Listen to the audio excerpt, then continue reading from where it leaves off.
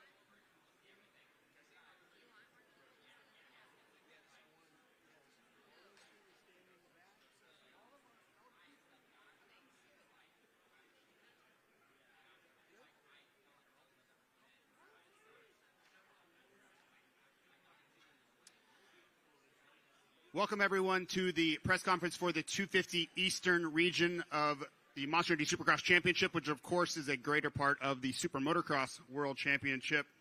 We'd like to thank our partners and dignitaries, Monster Energy, Fly Racing, Rocky Mountain ATVMC, the athletes, teams, and OEMs, the live streaming audience, and our broadcast partner, NBC and Peacock.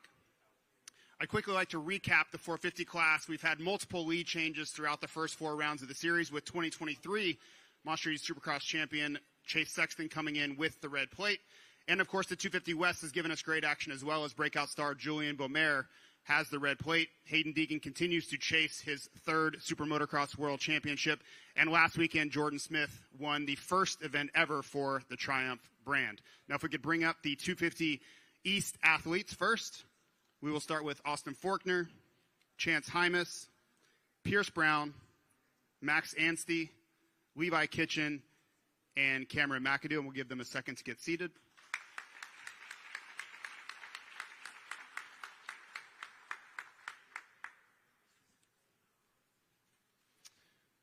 Thank you, gentlemen. We'll start off with a question for Cameron McAdoo.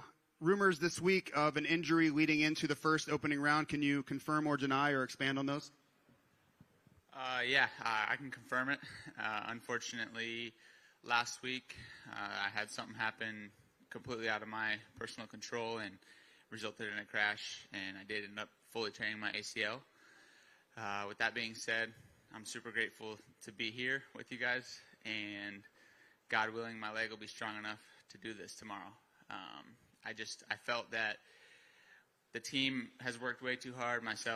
I've worked way too hard this offseason for this to be the way our 2025 racing portion of my 2025 book ends.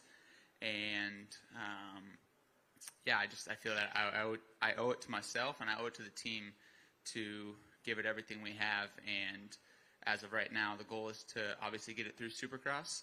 That being said, we're going to take it race by race. And I think we all know that if anyone can make something out of something like this, it'd be me. So, see you guys tomorrow night under the lights. Thanks, Cam. Of course, we wish you the best of luck. Now we'll open it up to the media, and after you ask your question, please pass the microphone along so we can get a chance to everybody. Dan Beaver, NBC Sports for Austin. Can you talk a little bit about the new opportunity? You're now with Triumph, missed last year because of the injury. How keyed up are you to get the season started? Yeah, no, I'm excited for sure. Obviously, there were, it's my first time changing brands in forever. The only thing I've ever done is move up a bike size or whatever since I was like 11. So there was obviously not really concerns, but just kind of some anxiety that comes with changing teams, moving all the way across the country, a lot of stuff like that. But the people on the team, I met him before we even signed anything, and kind of the first impression I got was that whatever kind of hurdles we come to or whatever, we're gonna figure them out. Like just some motivation and some drive behind everybody on the team. And it has been that. It hasn't been an absolutely smooth off season, but everything that we came to, we figured out a way and made it work, whether it be the bike, whether it be me, whether it be whatever. So that was something that stood out to me about the team right away, and that's kind of it's been proven through the off season that is they followed through with that promise, I guess. So yeah, me and the team's good. The new trainer Brownie, I like the program that we're doing with him, and tracks and living area obviously prefer the East Coast much over California, so that's a plus side there. So not really any concerns from my end. I'm ready to get things going. Question for Chance. We're talking about knee injury, about Cameron. What about you also? I mean, you're coming for a back injury yourself. How are you feeling right now? Yeah, feeling pretty good. Don't have a lot of bike time right now. Started riding a little bit before Christmas, and then had a couple health issues I had to take a couple weeks off for. So got back on the bike this last week and did some last-minute testing this week with the team. But overall, I'm feeling good, feeling strong. Me, my trainer Michael Byrne, and Dr. G, we had a solid plan in place when I first got surgery, and hammered the rehab out, and on top of that, getting the rest of my body in shape, and trying to dial things in. I mean, I was coming in behind the 8 ball for sure, but you know, the goal was to make the first round, and we're here. So what happens tomorrow, but I'm at least going to give myself a shot to line up. Michael Antonovich with course heading. This will be for Levi. We all know what happened at Anaheim 1 after you pulled out of free practice, and then you said you needed to get some blood work done and diagnose what's been going on. What's the update 4 weeks in, and how do we feel before the start of tomorrow? Yeah, that was kind of unfortunate, but I took about 2 weeks off. There's obviously, everybody knows there was something going around. I'm sure a lot of people have gotten sick, but ended up getting the flu and pneumonia as well. So I just felt terrible that day, and you know, me and Mitch had a meeting, and they were cool with it. So decided to you know, take a little break and get ready for East Coast. So super fortunate that I was able to do that, and yeah, I've got about 2 weeks on the bike now, and it's been great. Did a little bit of testing too, so I'm really excited. You know, I mean, I got to drive here this morning, which is nice, and it's pretty relaxed, which is cool. Brian Converse, Motocross Action. Questions for Austin Fortner. Austin, you've had a up and down 250 career, but still pretty strong all in all. A lot of injuries. More recently, obviously, brain surgery and whatnot. Bringing all that forward, signing with a new team. Do you have a lot of pressure on yourself? I mean, we know the bike can do it now. So, I mean, that's, I guess, adds confidence, but also maybe adds a little bit of pressure because it's like, okay, the bike's capable and the bike's good, so it's kind of up to me. I kind of already had a feeling that we were close, which is how the bike's been feeling and everything like that. So, pressure, I don't know, not really.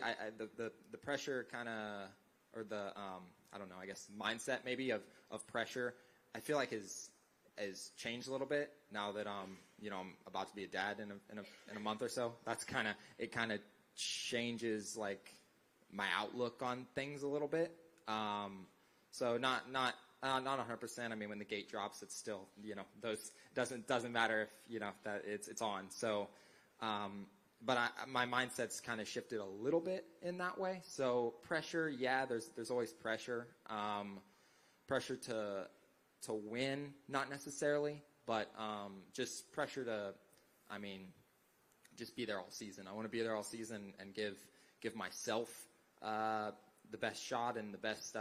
You know, I'm not just racing, I guess, for myself anymore. I'm racing for now about to be a family, so I kind of have to think about things like that and you know, come home every night. So there's kind of that side of things. So pressure to win, not crazy. I mean, I know that I can, but yeah, just a little bit of a different outlook.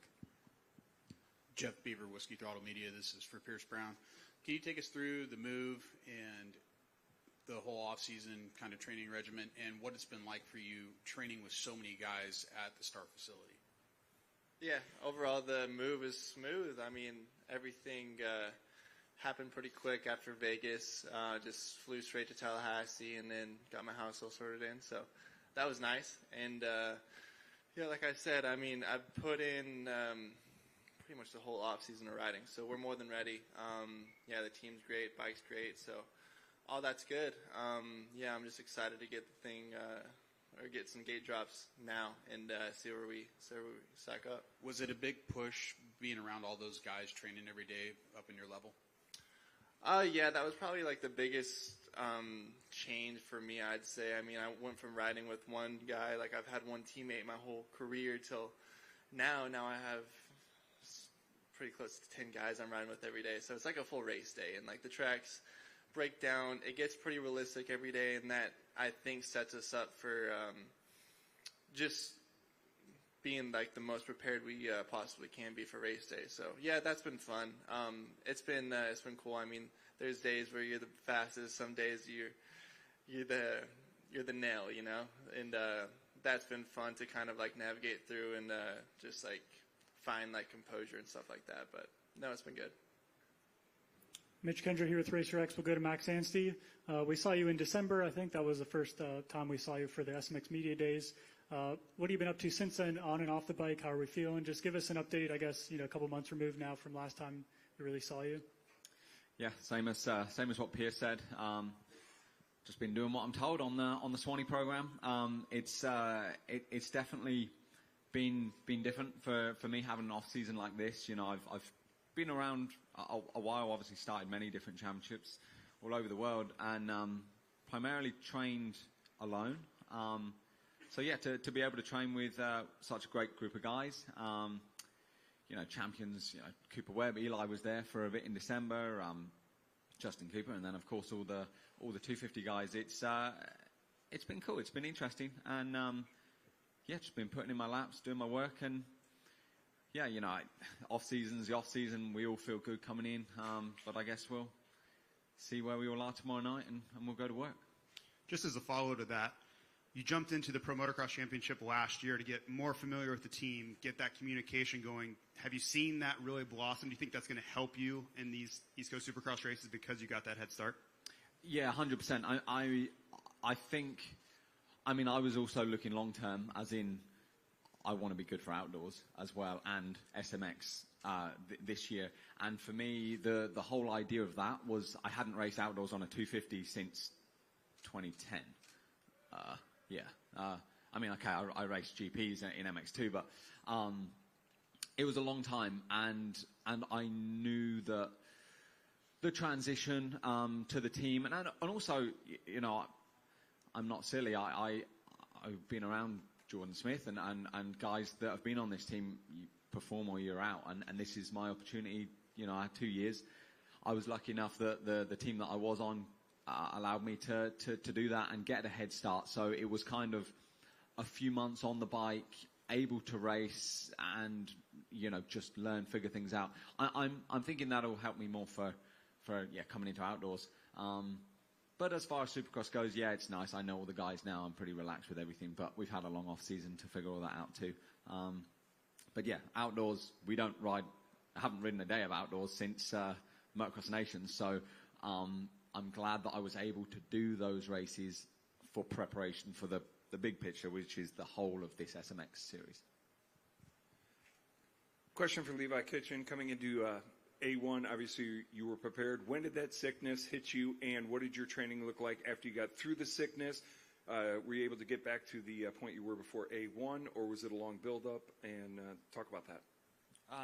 Yeah, unfortunately, I flew out to California Monday before A1, and then I rode Tuesday and got home where I was staying at Mitch's there, and I started kind of feeling crappy. So that's when it hit me, and then I took, like I said, that whole week off, the whole next week after that, and I think I started riding like maybe Tuesday after or whatever, and honestly, I feel that little break might have helped me in a way. Like, it wasn't nice to be sick, but it was kind of nice to get a little bit of a break and then kind of get back in the swing of things. And as anybody knows, like, once you already have your base, you know, it takes like a week or so to kind of get back where you were. And yeah, I feel really good right now. I'm excited. I feel like it's kind of weird for me because I almost already got through like the nerves of the first race and I showed up. So maybe that'll help. Like, it's a little bit more relaxed for me. Kellen Brower, Swap Moto Live. I'll go back to you, Levi.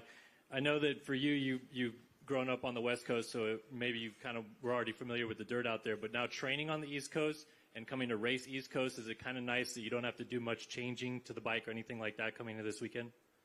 Yeah, for sure. I've always wanted to do East Coast more so, but I've always just been ready for West. So, and I felt like last year the tracks that were on West Coast that broke down more, I felt I did better anyway. So, yeah, the bikes, you know, I've got it pretty dialed, I think.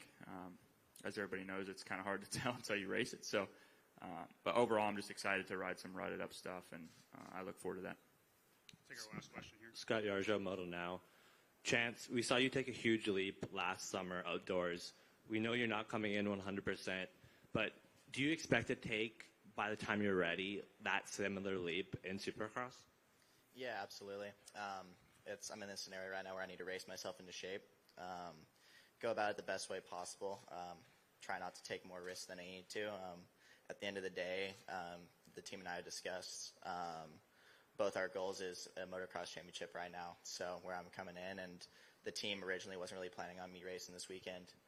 I just need to, go out and learn a bunch. unfortunately, these last couple of years, I've missed out on some races and, missed those valuable learning experiences. So going to go out, learn as much as I can, not take too many risks. But at the end of the day, I'm still a racer. I'm still going to go give it my all. And, if I'm in a situation where, there's a podium, a top 5, or even a win, if I'm in that situation, I'm going to take it. So, yeah, at the end of the day, I need to get out of this weekend healthy. Just each weekend get out of it healthy and, just learn as much as I can for, I guess, now next year. So that's where I'm at. Wes Williams, Vert Moto. Levi, back to you. The whole West Coast thing, it was said that you were, ducking the West Coast, but if that was the case, it seems like you stepped into a way more stacked field at this point. 11 factory guys on the line tomorrow. Just tell me how stacked this coast is. Yeah, it's going to be epic. I had a good time racing with RJ last year, and I don't know. There's even more this year than there was for me last year. So I'm looking forward to it. I mean, no matter what coast you go to, it ends up you still got to go out there and do your job. So there's pressure no matter which one you go to. But it's going to be crazy because there's a lot of people. I mean, all these guys up here can win. So it's going to be really fun, and I hope there's just some good, fun, clean racing, and everybody just gives it their all. Thank you, gentlemen.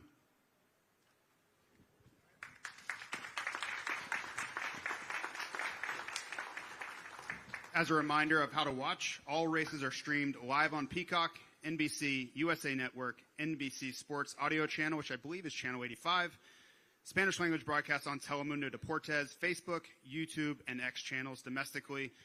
And as a reminder, all 3 languages are streamed on the SuperMotocross Video Pass, and that is French, English, and Spanish. Now we're going to welcome our 2 champions from 2024, the East and the West, which both happen to be racing East this year. It's Tom Vial and RJ Hampshire.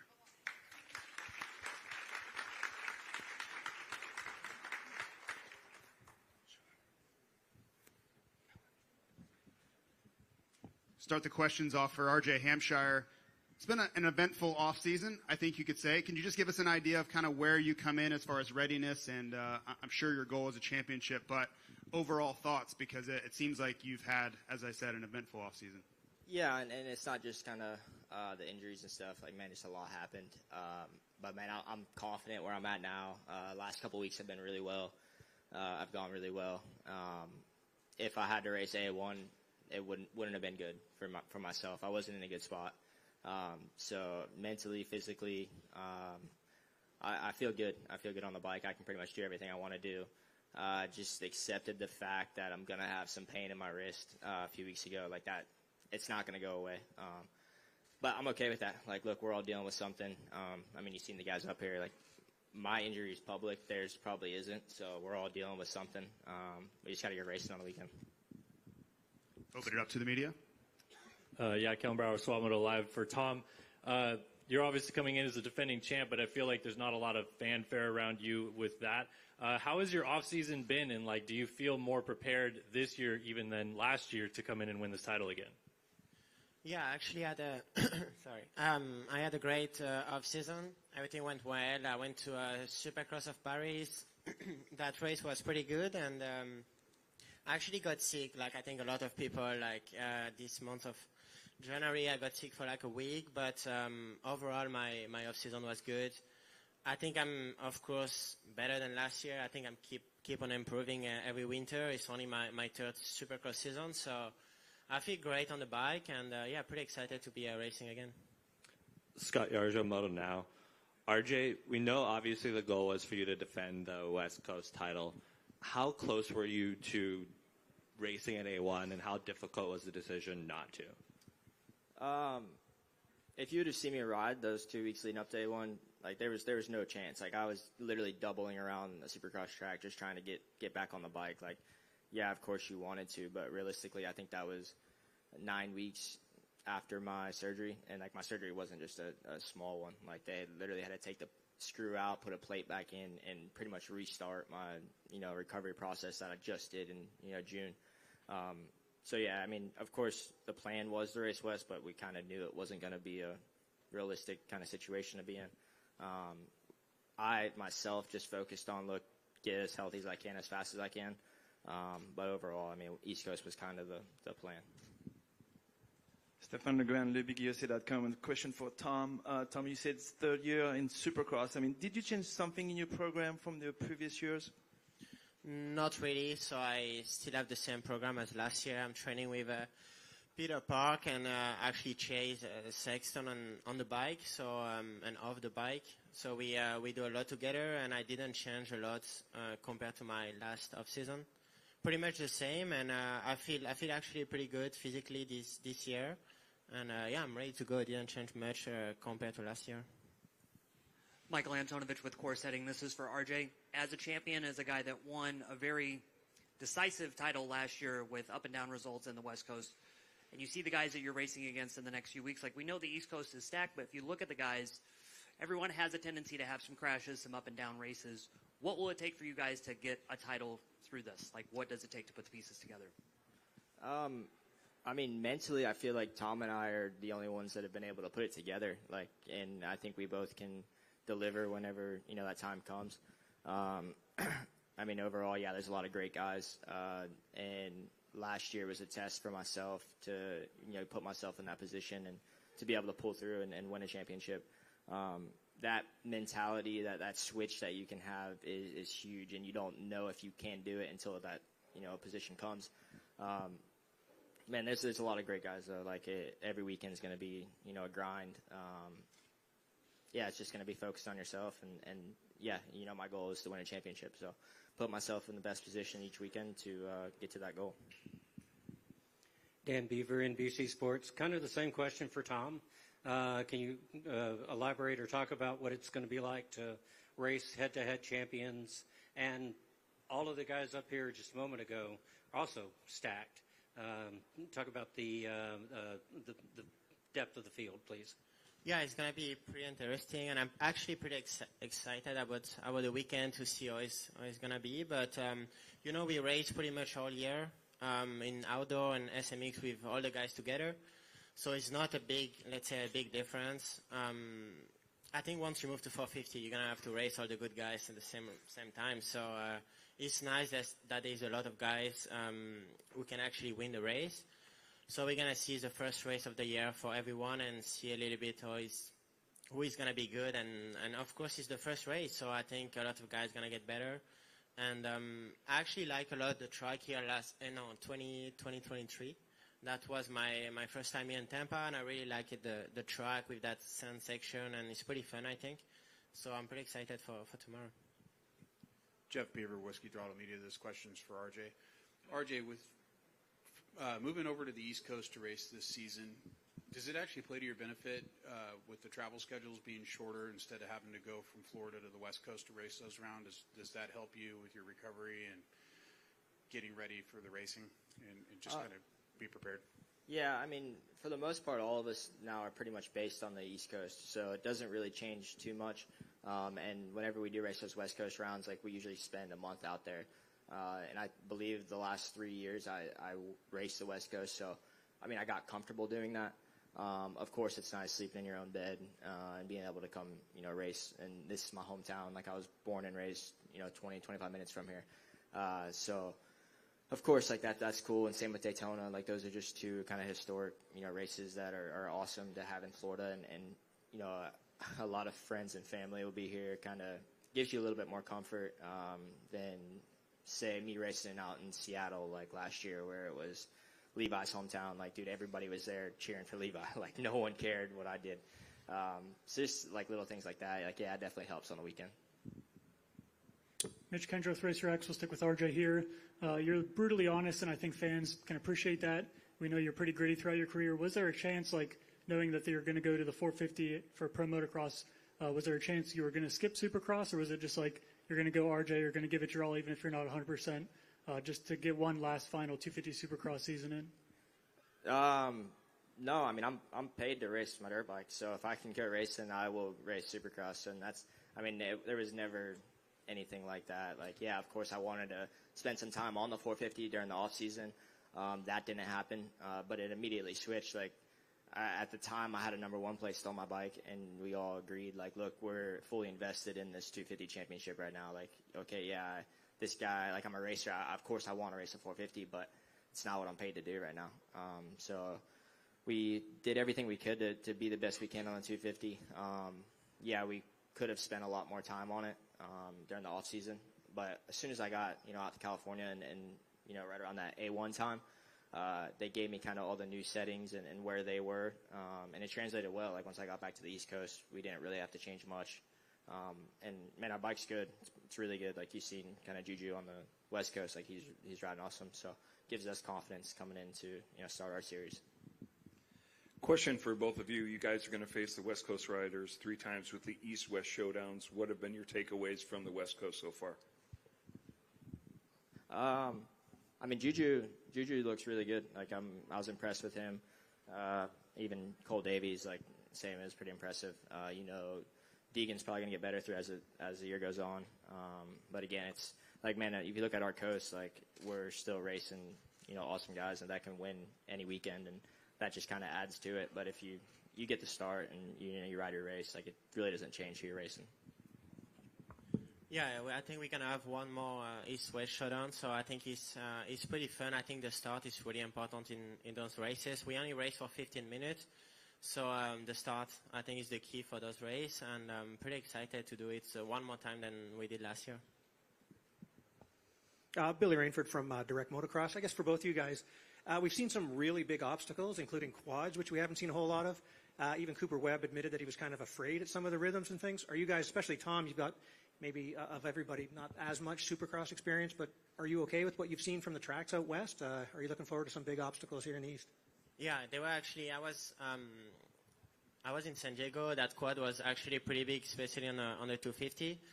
I think the stadium this weekend is going to be a little bit smaller, so maybe we won't have the quad. But they race some bigger stadium, I think, on the West Coast. So especially the last race, the jump were pretty massive, and I think this weekend is going to be a little bit more tight, and maybe we won't have some quad. But yeah, if I have to jump, I will. If I had to race last weekend, I would not have probably jumped those quads. Just to say, I'm glad I wasn't racing last week with my wrist right now. Adam Ciantrillo, Race Day Live. First off, RJ, that's a lie. You would have hit those jumps, no problem. But my question is, you've always had the speed. You've had the speed probably the last 5 years to win a championship. But just recently, last year you made that jump to kind of be a little bit more consistent, be in the title, get it done at the last race. Is that more of something specific that you've worked on with your riding, or is it more of a kind of a mental step? I mean, this as good as I do. There's so many factors that play into you going racing on the weekend, whether it's, your home life or your bike or, the team that you surround yourself with. And people don't realize that when you're watching, what goes on to go out there and be successful every weekend. So that was where it was mentally for myself. Like, just knowing I can do it, but also being able to do it whenever it mattered the most. Also, with my bike and the team. It took a while to, get us to where I was confident and knew I had one of the best bikes out there to go win on.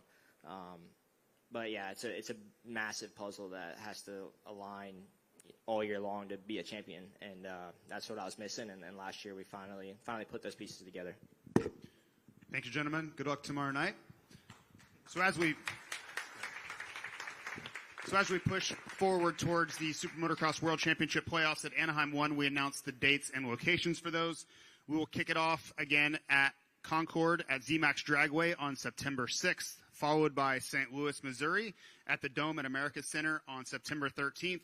And we will have the SMX World Championship final in Las Vegas on September 20th at the Strip at Las Vegas Motor Speedway. You can go to supermotocross.com to buy tickets right now. Also, for the media in attendance, we will have a media scrum session immediately following this for about 30 minutes. Riders that attended this, you will not need to be down onto the track until around 1:25, as you've already answered questions here. And riders will start their press day at 1:30. There will be 450 and 250 athletes that did not attend this meeting today. Thank you, everybody, for watching and attending.